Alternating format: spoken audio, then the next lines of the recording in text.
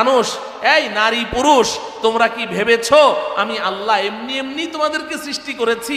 আমার কোনো উদ্দেশ্য নেই, আর কোনোদিন আমার কাছে তোমাদের আসতেও হবে না। না না, এটা তোমাদের ভুল ধারণা।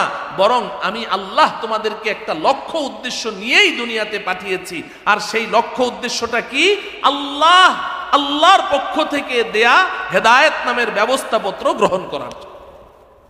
আচ্ছা বলুন তো দেখি, এই হেদায়েত নামের এই ব্যবস্থাপত্র যদি আমরা গ্রহণ করি, লাভটা কার? আল্লাহর না আমাদের?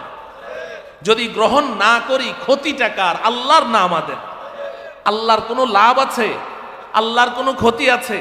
না। একটি হাদিসে কুদসিতে আল্লাহ রব্বুল আলামিন বলছেন, এই দুনিয়ার মানুষ, তোমরা যদি শুরু থেকে শেষ পর্যন্ত, আদম থেকে নিয়ে কিয়ামতের পূর্ব পর্যন্ত যত বনি আদম দুনিয়াতে এসেছো এবং আসবে, সমস্ত মানুষ একসাথে একত্রে মিলে যদি আমি আল্লাহকে ডিনাই করে দাও, প্রত্যাখ্যান করে দাও, আমি আল্লাহকে অস্বীকার করে দাও, আমি আল্লাহর প্রভুত্বের মধ্যে কিঞ্চিত পরিমাণ কোনো ঘাটতি আসবে না। আমি যেমনটি আছি তেমনটিই থাকবে, আমার কিছু যায় আসবে না। এরপর আল্লাহ বলছেন, তোমরা যদি পৃথিবীর শুরু থেকে শেষ পর্যন্ত সমস্ত মানুষ, সমস্ত বনি আদম মিলে যদি আমি আল্লাহর ইবাদত বন্দিগিতে লেগে যাও, কেউ আমাকে অস্বীকার করো না, সবাই আমার ইবাদত করতে থাকো, আমি আল্লাহর প্রভুত্বের মধ্যে, খোদাইয়ের মধ্যে সামান্য মাত্র কোনো প্রবৃদ্ধি ঘটবে না। আমি আল্লাহ যেমন আছি তেমনটিই থাকবে। অতএব আল্লাহর দেয়া হেদায়েত নামের ব্যবস্থাপত্র যদি আমি গ্রহণ করি, আমরা গ্রহণ করি, লাভটা কার? আমাদের। যদি গ্রহণ না করি, ক্ষতিটা কার? আমার। এখন প্রশ্ন হলো, আল্লাহ পাকের দেয়া ওই হেদায়েত নামের ব্যবস্থাপত্রটা কি?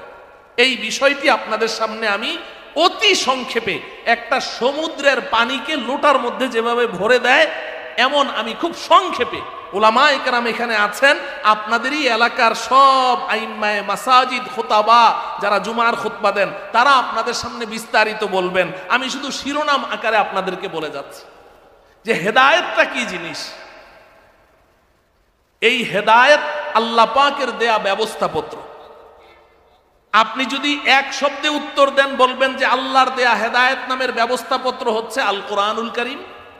কোরআনে কারীমের শুরু থেকে শেষ পর্যন্ত পুরাটাই আল্লাহ পাকের পক্ষ থেকে হেদায়েত নামের ব্যবস্থাপত্র। বলেন ঠিক কিনা? কোনো সন্দেহ আছে?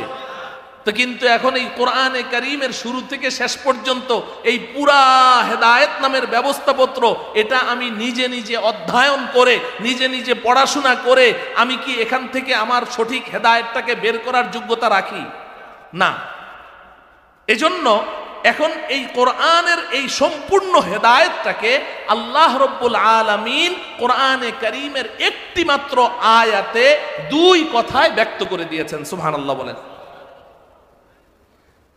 দুই কথায়, দুই কাজের মধ্যে পুরা কোরআনের হেদায়েতকে আল্লাহ পাক ঢুকিয়ে দিয়েছেন।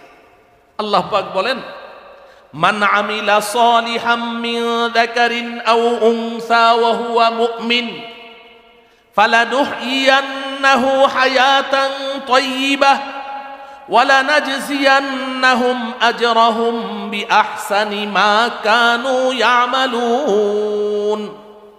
আল্লাহ রব্বুল আলামিন বলেন, এই দুনিয়ার মানুষ, তুমি পুরুষ হও আর মহিলা হও, মিন যাকারিন আও উনসা, নর হও আর নারী হও, পুরুষ হও আর মহিলা হও, তুমি দুইটি কাজ করবে, আমি আল্লাহ তোমার সাথে দুইটি ওয়াদা করলাম। সুবহানাল্লাহ।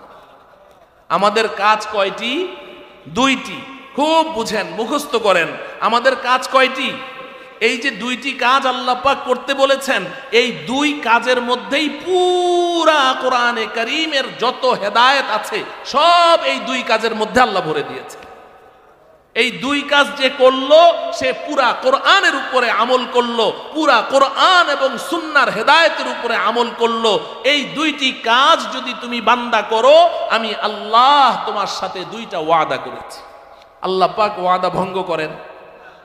কোনো সম্ভাবনা নেই। আল্লাহ পাকের ওয়াদা কি সেটা তো পরে বলছি, আগে আমাদের কাজ দুইটি কি সেটা শুনেন। আল্লাহ পাক বলছেন, মান আমিলা সলিহা, মান আমিলা সলিহা, এক নম্বর কাজ, বান্দা তুমি আমলে সলেহ করো। সুবহানাল্লাহ বলেন। এক নম্বর কাজ হলো আমলে সলেহ। আমার সাথে শব্দটা মুখস্থ করেন, বলেন আমলে সলেহ।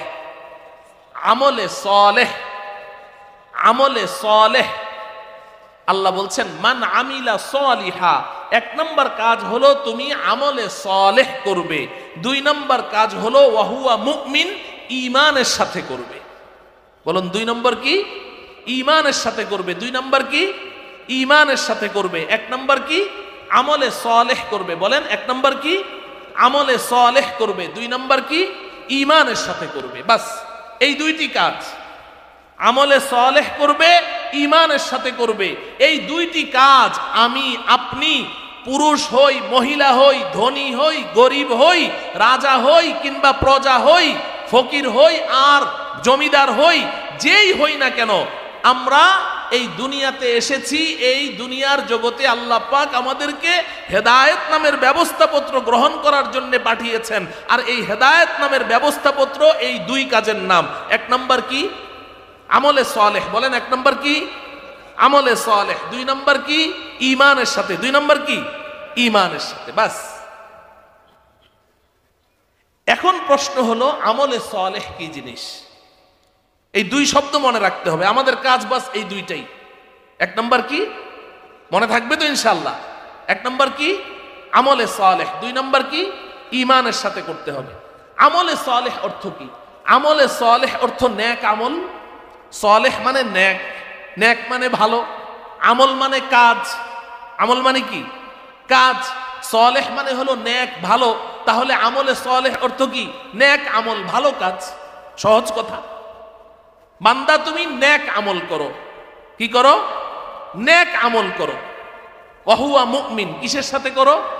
ঈমানের সাথে। তাইলে এক নম্বর কাজ হলো নেক আমল করতে হবে। দুই নম্বর কাজ কিসের সাথে করতে হবে? ঈমানের সাথে করতে হবে। এই দুই কাজ আমাদের, এই দুই কাজের বাইরে আর কোনো কাজ নেই। এখন প্রশ্ন হলো নেক আমল কি জিনিস? এই কথাটা আপনাদেরকে আমি একটু ভিন্নভাবে বুঝাতে চাই। বিশেষ করে আমার প্রিয় যুবক ভাইদের দৃষ্টি আকর্ষণ করছে, আমার যুবক ভাইদের দৃষ্টি আকর্ষণ করছে। নেক আমল কি জিনিস? আমরা নেক আমল বলবেন যে হুজুর নেক আমল ভালো কাজ। হ্যাঁ হ্যাঁ, ভালো কাজ তো, কিন্তু নেক আমলের পুরা অর্থটা আমরা বুঝি না, কিংবা শয়তান আমাদেরকে বুঝতে দেয় না। নেক আমলের পুরা অর্থ শয়তান আমাদেরকে বুঝতে দেয় না। আমার প্রিয় ভাইয়েরা, আমি এই কথাটাকে খুব সংক্ষেপে আপনাদের সামনে পেশ করতে চেষ্টা করব। যেহেতু আল্লাহ পাক আমাদেরকে দুই কাজ করতে বলেছেন। কয় কাজ? এক নাম্বার আমলে সলেহ, দুই নাম্বার ঈমানের সাথে। এই যে ঈমানের সাথে করতে বলেছেন, আপনি বুঝেন যে ঈমান এটা একটা বৃক্ষ, একটা গাছ। ঈমান একটা কি? বৃক্ষ, গাছ। এটা আমি বলিনি, আল্লাহ পাক বলেছেন কোরআনে কারীমে, ওয়ামাসালু কালিমাতিন তাইয়্যিবাতিন কাশাজারাতিন তাইয়্যিবাতিন আসলুহা সাবিতুন ওয়া ফারউহা ফিস সামা। আল্লাহ পাক বলেন কালিমায়ে তৈয়্যিবার দৃষ্টান্ত, ঈমানের দৃষ্টান্ত হচ্ছে এমন একটা বৃক্ষের মতো, একটা পবিত্র গাছের মতো, যেই গাছের শিকড় জমিনের তলদেশ পর্যন্ত গেড়ে আছে, ডালপালাগুলো আসমানের দিকে উঠে যাচ্ছে। এই গাছটা হচ্ছে ঈমানের সাদৃশ্যপূর্ণ। হাদিস শরীফের মধ্যে নবীজিও এমন দৃষ্টান্ত পেশ করেছেন। হযরতে আব্দুল্লাহ ইবনে ওমর রাদিয়াল্লাহু তাআলা আনহু এই হাদিসের বর্ণনাকারী। বুখারী শরীফের ঈমানের অধ্যায় আছে। হযরতে আব্দুল্লাহ ইবনে ওমর বলেন, একদিন আমরা সাহাবায়ে কেরাম সবাই নবীজির সামনে বসে আছি, হঠাৎ করে নবীজি আমাদেরকে একটা ধাঁধা ধরলেন। ধাঁধা বুঝেন? হ্যাঁ, নবীজি একটা ধাঁধা ধরলেন। আচ্ছা বলো তো দেখি, ইন্না মিনাশ শাজারি শাজারাতান লা ইয়াসকুতু ওয়ারাকুহা ওয়া হিয়া কাল মুসলিম হাদিসুনি মা হিয়া। এই সাহাবীরা, একটা বৃক্ষ আছে জঙ্গলের মধ্যে, বৃক্ষরাজির মাঝে একটা গাছ এমন আছে, এই গাছটার পাতা কোনোদিন ঝরে না, আর গাছটা মুসলমানদের মতো। বলো তো দেখি গাছটা কি? নবীজি এই ধাঁধাটা ধরলেন। হযরতে আব্দুল্লাহ ইবনে ওমর বলেন, আমি তো পিচ্ছি ছোট, আমি মজলিসে বসে আছি, এখন আমি দেখতে পাচ্ছি সাহাবায়ে কেরাম সব জঙ্গলে চলে গেছেন ওই গাছ খোঁজার জন্য, যেটা কোন গাছ, যেই গাছের পাতা ঝরে না, আবার এই গাছটা মুসলমানদের মতো, এটা আবার কোন গাছ, সব জঙ্গলে চলে গেছেন। তার মানে কি নবীজিকে ছেড়ে সব উঠে চলে গেছে? না, কল্পনার জগতে, কল্পনার জগতে সবাই ভাবছে যে আহা, এই গাছটা কি গাছ, কি গাছ, কি গাছ, পাতা ঝরে না, আবার মুসলমানদের মতো, সবাই ভাবছে। হযরত ইবনে ওমর বলেন, ফাওয়াকা ফি নাফসি ফি কলবি আন্নাহা নাখলা, আমার মনে আসছে, দিলের মধ্যে আসছে যে এটা খেজুর গাছ, আমার দিলে আসছে এটা কি খেজুর গাছ। ফাস্তাহইয়াইতু, আমি লজ্জা বোধ করলাম, শরম লাগলো। কেন? কারণ আনা আসগারুল কওম, আমি এই মজলিসের মধ্যে সবচেয়ে পিচ্ছি, এখন সামনে আমার আব্বা হযরতে ওমর বসা, চাচা যান আবু বকর বসা, বড় বড় মুরব্বীরা বসা, কেউ বলতে পারছে না। পেছন থেকে আমি যদি বলি খেজুর গাছ, তাইলে বাকি অন্যান্য সাহাবারা শরম পেয়ে যাবে, এজন্য আমি লজ্জায় আর বললাম না। তো সাহাবায়ে কেরাম অনেকক্ষণ চিন্তা ভাবনা করে খুঁজে বের করতে পারলেন না। তো সাহাবায়ে কেরাম বললেন যে হাদ্দিসনা মা হিয়া ইয়া রাসূলুল্লাহ, ইয়া রাসূলুল্লাহ আমরা সারেন্ডার করলাম, আপনি বলেন তো দেখি গাছটা কি। নবীজি বললেন হিয়ান নাখলা, এটা খেজুর গাছ। ও আমার প্রিয় ভাই, তাহলে ঈমান একটা বৃক্ষ, ঈমান একটা কি বৃক্ষ।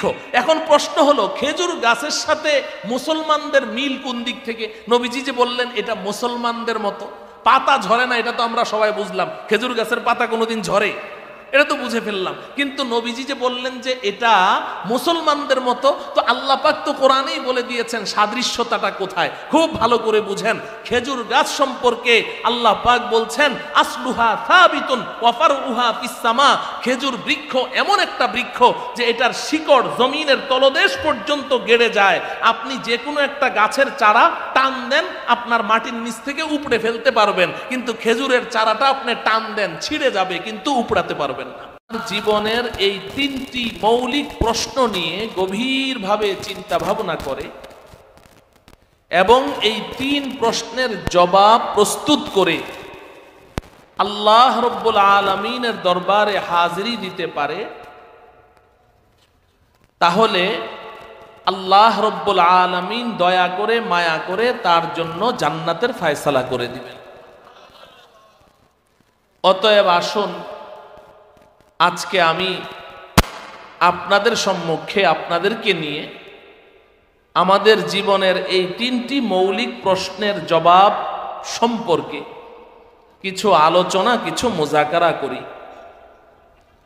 আল্লাহ রব্বুল আলামিন আমাকে সংশ্লিষ্ট বিষয়ে কিছু জরুরি কথা, কিছু হক কথা ইখলাসের সাথে আপনাদের সম্মুখে নিবেদন করার তৌফিক দান করুন।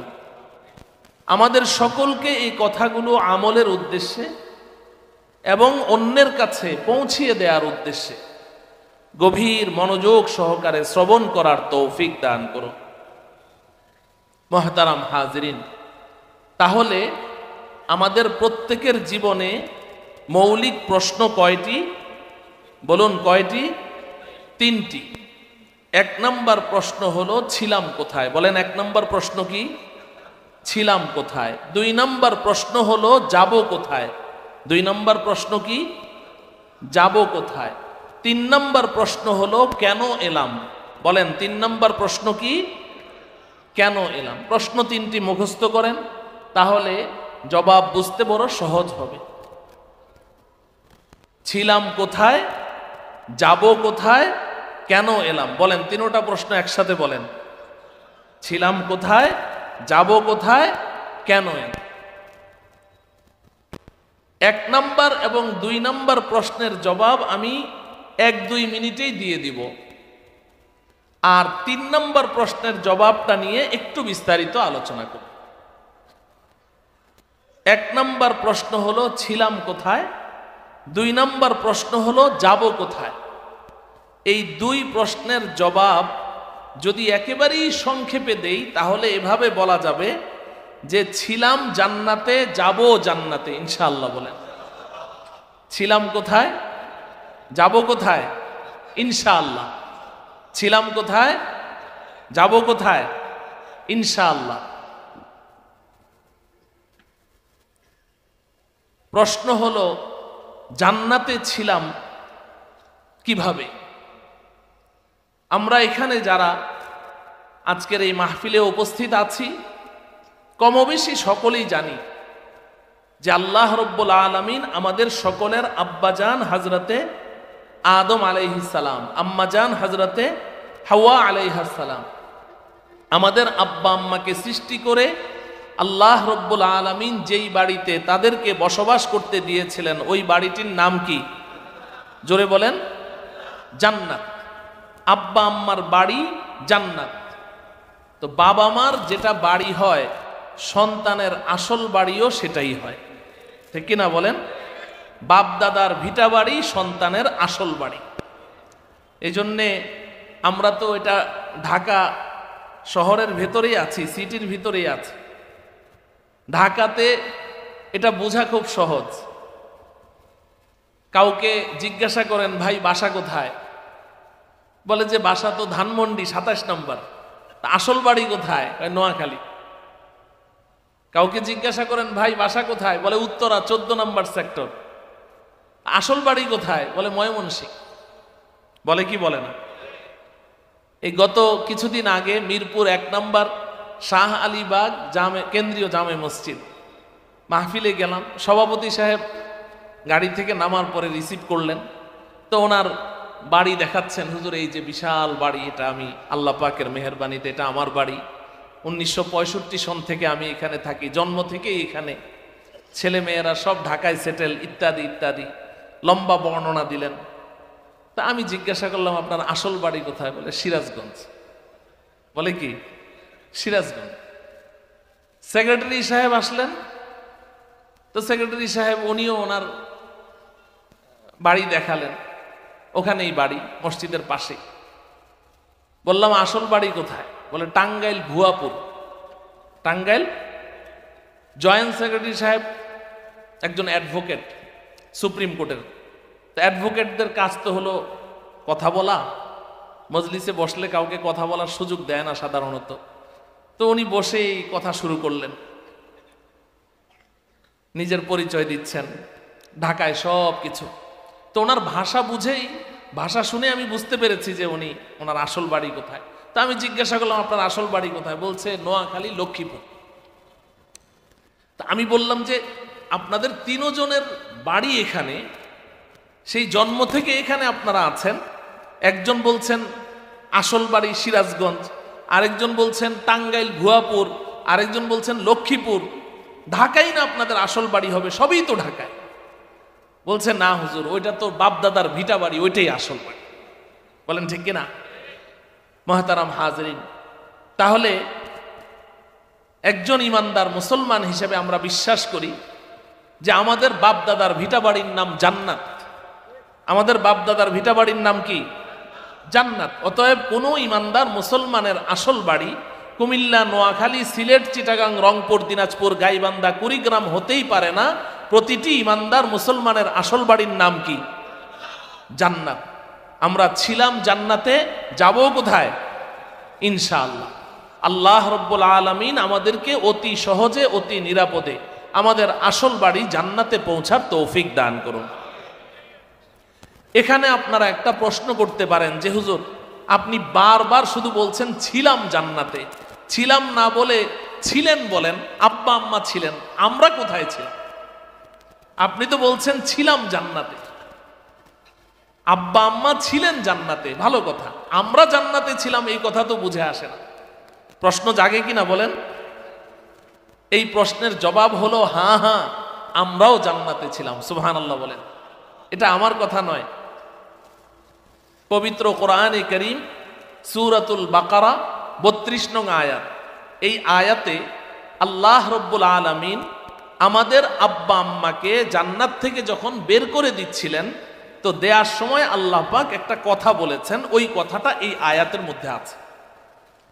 এই কথাটা বুঝার আগে আরেকটা কথা বুঝতে হবে। পৃথিবীতে যত ভাষা আছে সমস্ত ভাষায় বচন 2টি। বলেন বচন কয়টি? এক বচন, বহু বচন। এক বচন, বহু বচন। আমি যদি একা হই বলবো আমি, এক বচন। যদি আমরা দুইজন হই তাও বলবো আমরা। আবার এখানে যদি 200 মানুষ হয় তবুও বলবো আমরা। বচন দুইটি, আমি, আমরা, তুমি, তোমরা, সে, তাহারা, ঠিক কিনা বলেন? ইংরেজিতে সিঙ্গুলার, প্লুরাল। বচন কয়টি? দুইটি। পৃথিবীর সব ভাষায় বচন দুইটি, শুধুমাত্র আরবি ভাষায় বচন তিনটি। আরবি ভাষায় বচন কয়টি? তিনটি। এক বচন, দ্বিবচন, বহু বচন। মাঝখানে দ্বিবচন আছে। আরবি ভাষায় মাঝখানে কি আছে? দ্বিবচন আছে। পৃথিবীর কোনো ভাষায় দুইজনের জন্য আলাদা কোনো শব্দ নেই। দুইজনের জন্য আলাদা শব্দ নেই। একজন হলে আমি, দুইজন হোক আর 2 লাখ হোক আমরা। এক বচন আর বহু বচন। আপনি একা হন বলবো তুমি, আর যদি 2 জন হন তাও তোমরা, 2000 হন তাও তোমরা, তুমি, তোমরা। দ্বিবচন বলতে পৃথিবীতে কোনো ভাষায় নেই। শুধু আরবি ভাষায় 2 জনের জন্য আলাদা শব্দ আছে, দ্বিবচন। আপনি যদি একা হন আমি বলবো আন্তা, তুমি একজন। যদি আপনি 2 জন হন তাহলে বলবো আন্তুমা, তোমরা 2 জন, আন্তুমা। আর যদি 2 এর অধিক হয় তাহলে বলবে আন্তুম, তোমরা সবাই। বুঝে থাকলে বলেন আরবি ভাষায় বচন কয়টি? 3টি। এক বচন, দ্বিবচন, বহু বচন। ওয়াহিদ, তাসনিয়া, জমা। বলেন এক বচন, দ্বিবচন, বহু বচন। আচ্ছা এবার বলুন তো, আমাদের আব্বা আম্মা হযরতে আদম এবং হাওয়াকে আল্লাহ রাব্বুল আলামিন জান্নাত থেকে বের করে দিচ্ছেন। মানুষ কয়জন? মানুষ কয়জন? 2 জন। তাহলে আল্লাহ পাক যখন তাদেরকে বলবেন যে জান্নাত থেকে বের হয়ে যাও বা নেমে যাও, কোন বচনটা ব্যবহার হবে আরবি ব্যাকরণ অনুযায়ী? দ্বিবচন। বলেন না কোন বচন? দ্বিবচন ব্যবহার হবে, যেহেতু 2 জন। বচন কোনটা ব্যবহার হবে? দ্বিবচন। কিন্তু উলামায়ে কেরাম সবাই বুঝেন, তালিবুল ইলমরাও বুঝেন, আল্লাহ পাক এখানে দ্বিবচন শব্দ ব্যবহার না করে বহুবচন শব্দ ব্যবহার করেছেন। কুলনাহবিতু মিনহা জামিআ। আল্লাহ পাক বলেন আমি বললাম আদম হাওয়া তোমরা সবাই জান্নাত থেকে নেমে যাও। ইহবিতু, ইহবিত তুমি একজন নেমে যাও। ইহবিত তোমরা 2 জন নেমে যাও। ইহবিতু তোমরা সব নেমে যাও। এখন যদি দ্বিবচন শব্দটা আল্লাহ ব্যবহার করতেন তাহলে আয়াতটা এমন হতো, কুলনাহবিতু মিনহা জামিআ, যে তোমরা 2 জন নেমে যাও জান্নাত থেকে। কিন্তু আল্লাহ পাক দ্বিবচন শব্দ ব্যবহার না করে বহুবচন শব্দ ব্যবহার করে বলছেন ইহবিতু, আবার সাথে জামিআন শব্দ লাগিয়েছেন, সব নেমে যাও। যদি আমি এখানে 5 আলিফ লম্বা করি তাও কোনো সমস্যা হবে না। ওই যে জামিআন আছে, তোমরা সব নেমে যাও, সব নেমে যাও। আরে মানুষ 2 জন, আল্লাহ পাক এখানে বহুবচন শব্দ ব্যবহার করে বলছেন সব নেমে যাও। সব আসলো কোত্থেকে?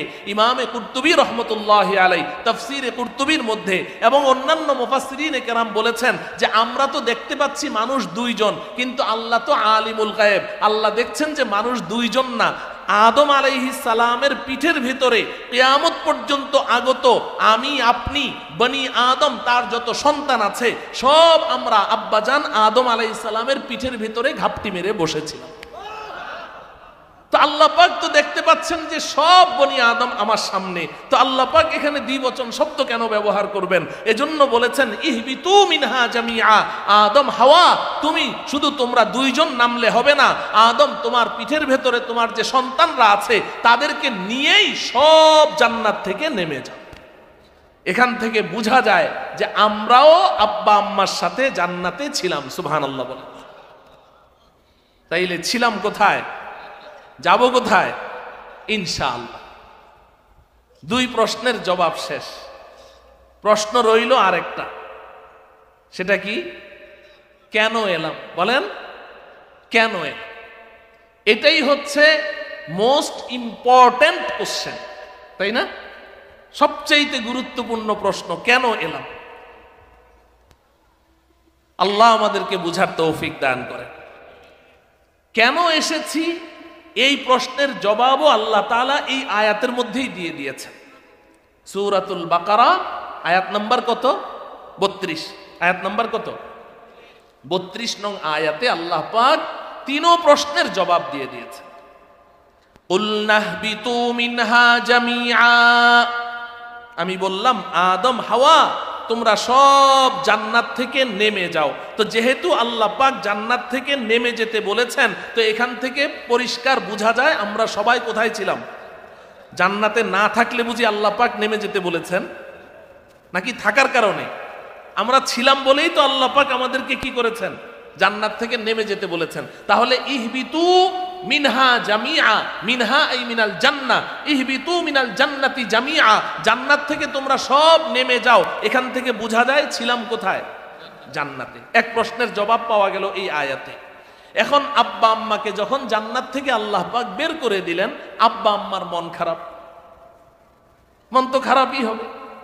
তো যখন মন খারাপ হয়ে গেল, তো আল্লাহ পাক সান্ত্বনা দিচ্ছেন, ফাইম্মা ইয়াতিয়ান্নাকুম মিন্নি হুদা ফামান তাবিআ হুদায়া ফালা খাউফুন আলাইহিম ওয়ালা হুম ইয়াহজানুন।